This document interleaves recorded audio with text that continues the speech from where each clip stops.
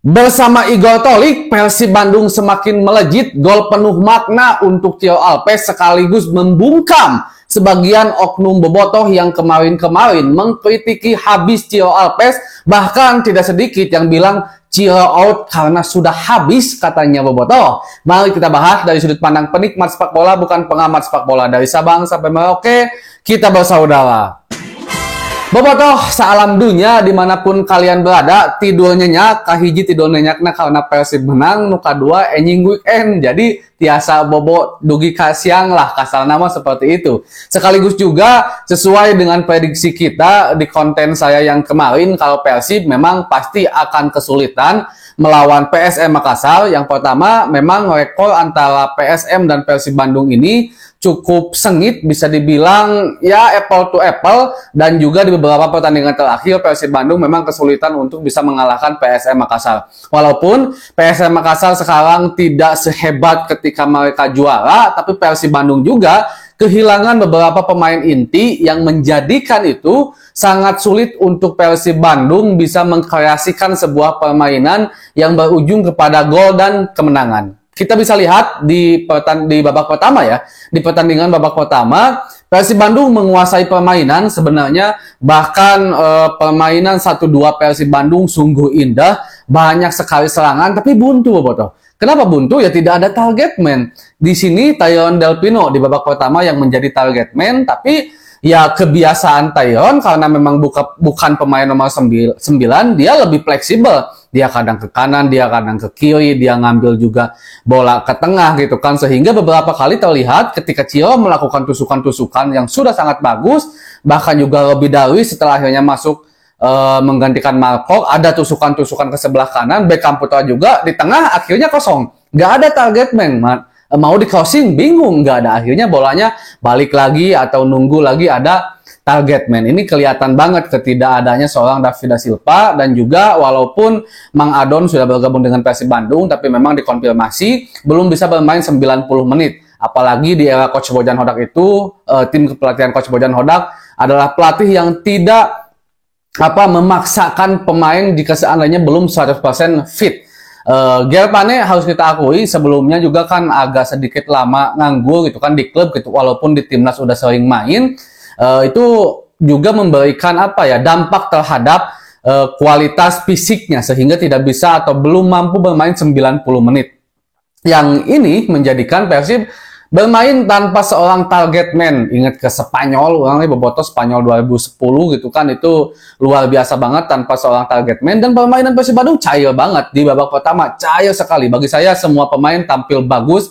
Sebelum Marco keluar gitu kan, Kakang tampil hebat di kanan, Gustavo dan Nick dan Edo, Kevin Ray Mendoza juga, Klok, Adam Alis juga, Kocijan bagus gitu kan, Cio Alpes, Tyron Delpino dan juga Beckham. Dan khusus untuk Cio, hari ini penampilannya luar biasa. Saya harus acungi jempol, terlepas dia menciptakan gol atau tidak, terutama di babak pertama banyak sekali akselerasi yang akhirnya ditunjukkan, yang inilah Cio gitu kan. Sementara di beberapa pertandingan 2 atau 3 pertandingan terakhir, Cio memang seperti tidak lepas mainnya gitu kan, seperti kekang gitu bobotoh. Tapi akhirnya Cio sekarang bisa menampilkan sebuah kualitas permainan yang bagus. Tapi sayangnya memang tidak ada seorang target man. Jadi seperti yang saya katakan tadi, ketika Cio melakukan akselerasi seperti agak dalam tanda petik mubazir gitu kan, karena ketika bola diketengahin nggak ada target man. Tapi akhirnya Cio yang mengatur atau mengkreasikan sebuah serangan diberikan kepada Adam Alis dan kembali diberikan kepada Cio,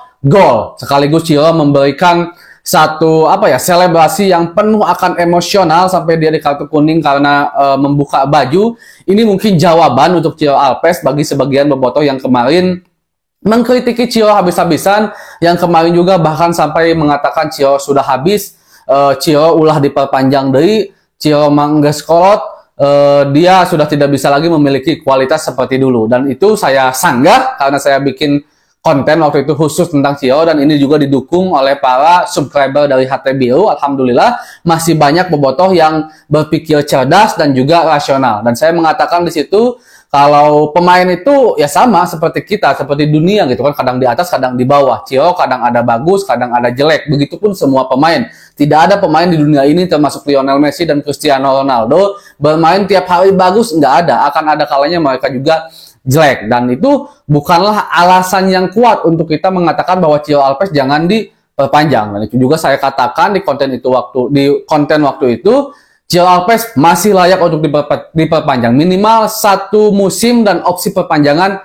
1 musim. Minimal seperti itu dulu untuk perpanjangan Cio Alves. Dan Gervane, saya bahas pemain-pemain ini dulu ya sebelum menyeluruh. Gervane Bobotoh, walaupun hari ini tidak menciptakan peluang yang benar-benar 24 karat lah gitu ya, belum juga menciptakan gol lagi. Tapi dari segi permainan saya tidak pernah memberikan sebuah pujian lah atau cacian atau mungkin hinaan, kritikan kepada Gervane. Tapi saya selalu berikan pujian kepada Gervane karena memang penampilannya yang sangat luar biasa.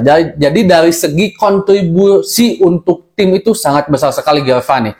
Ada 2 momen di mana Gervane melewati 2 pemain, momen di kiri dan momen di kanan. Padahal awaknya gede sehingga kontainer, tapi begitu leluasa Bobotoh, sangat leluasa. Dia begitu mudah melewati lawan dengan skillnya, dengan kecepatannya gitu kan, begitu lentur. Walaupun memang tipe pemain berkulit hitam dan kekar ini biasanya tidak memiliki skill seperti itu. Tapi Gervane menunjukkan kualitasnya. Bahkan ketika dia menjadi seorang target man, beberapa kali tembok-temboknya itu umpan-umpannya luar biasa sekali.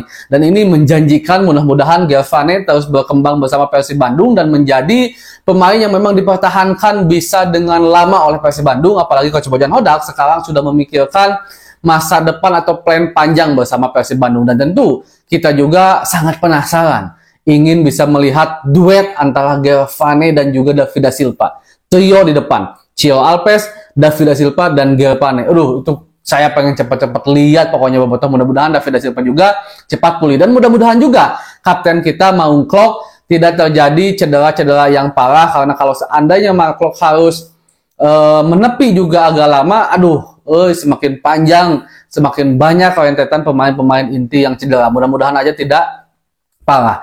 Nah, dan untuk man of the match sekarang, saya cuma 2 nama sebenarnya, Adam Alisson sama Cio Alves. Karena yang pertama Cio menciptakan gol, kontribusi dan permainan sepanjang pertandingan juga sangat luar biasa. Adam Alisson, waduh, apalagi setelah kehilangan Mark Klok. Dia ada di kiri, dia ada di kanan, dia ada di belakang, dia ada di depan. Wah, napasnya kuat pisan Adam Alisson, luar biasa. Termasuk juga Adam Alisson menciptakan sebuah assist. Dan ketika Mark Klok tidak ada, Robby Darwish yang masuk, memang kita kehilangan pendistribusi bola. Harus kita akui, kehilangan pendistribusi bola. Karena waktu itu Coach Ijan berposisi sebagai gelandang yang memang bertahan.